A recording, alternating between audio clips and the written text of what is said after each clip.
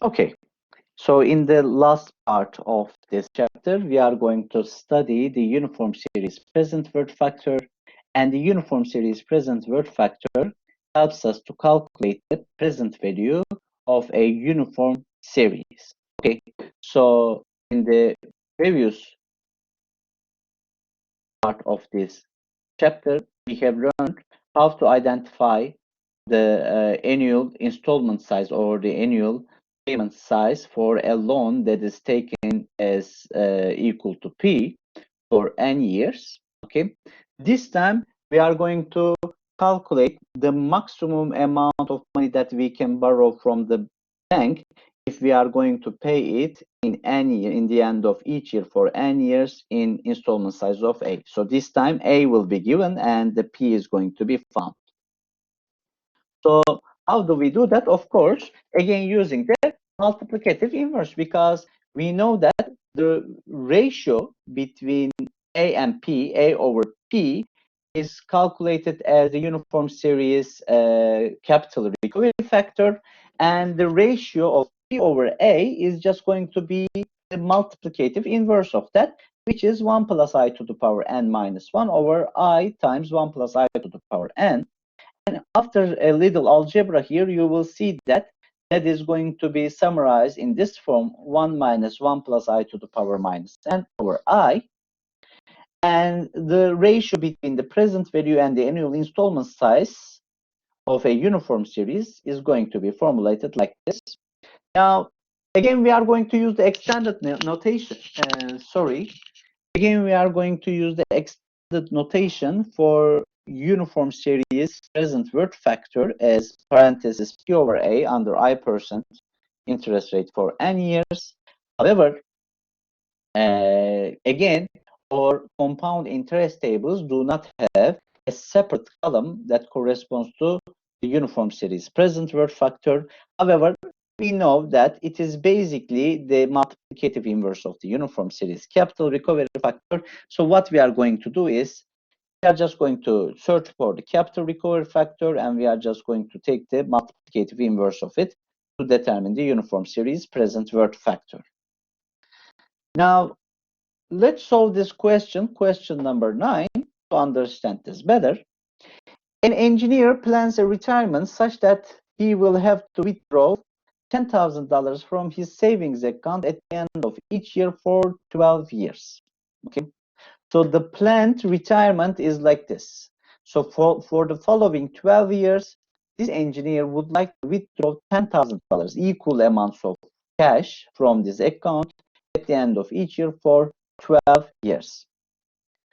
How much money must the engineer have in the bank at the start of the retirement if his money earns interest at a rate of 6% per year, compounded annually? So the question this time is this. So again, you will have this cash flow diagram. And in this cash flow diagram, the number of investment years is 12. For 12 years, the engineer would like to withdraw $10,000 in the end of each year for 12 years. So the question is asking me this: what is the principal amount, necessary principal amount to have in the savings account right now to achieve such a investment plan, retirement plan? Now, if we go back to our question number 9 at page 29. So A, the annual installment size or the annual salary of this engineer's retirement plan is $10,000, and the interest that the money is going to be subject to in that savings account is 0.06 decimal at a yearly rate, and the number of years that he's going to take a retirement salary is 12. Now, either we can use the formula of the uniform series present worth factor, which converts the uniform series into the present value, by multiplying A with this factor.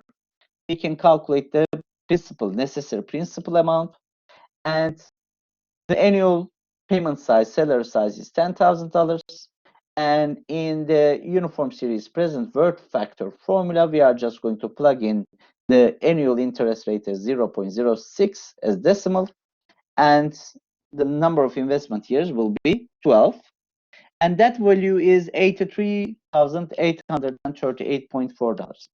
So if the engineer has this money right now in his or her savings account, for 12 years afterwards, in the end of each year, the engineer can withdraw $10,000. So the engineer will withdraw a total of $120,000 if you calculate, with a less money invested in the account in the beginning. Okay. Now you can do the same calculations using the extended notation and using the compound interest table. Now my principal will be calculated by multiplying the annual installment size, the payment size, with a uniform series present worth factor, in parentheses P over A under I% interest rate for n years. Now I know my installment size, annuity, is $10,000, and since we do not have a separate column in the compound interest table for P over A, what I'm going to write is the multiplicative inverse of A over P under 6% interest rate for 12 years, and that value, A over P under 6% interest rate for 12 years, is for 6% interest table. A over P for 12 years is 0.11928. So the multiplicative inverse of that value is approximately 8.38364. And when we multiply this value with 10,000, you are going to get something very close again to the value that you have found with the direct formula. Okay. Now, let me repeat again. Direct formulations are giving you the exact values, but sometimes it may be impractical to use the formulations, maybe because they are too complicated to implement in the calculator. And you are going to learn a few more things in the following weeks, which do not have any formulation, but the only solution method is through the compound interest tables. But at this point, we are showing the way of solving the problem using the compound interest tables as well to understand the tables better. Okay, so in this chapter, the questions that we have solved, actually, they do not really require these tables. Okay, we all have formulas. However, we need to learn how to use these tables as well for the sake of the learnings in the following weeks. All right, so this was the last video for this week. Please perform your reading assignment as mentioned in the Blackboard folder from these textbooks and get prepared to the next week's class.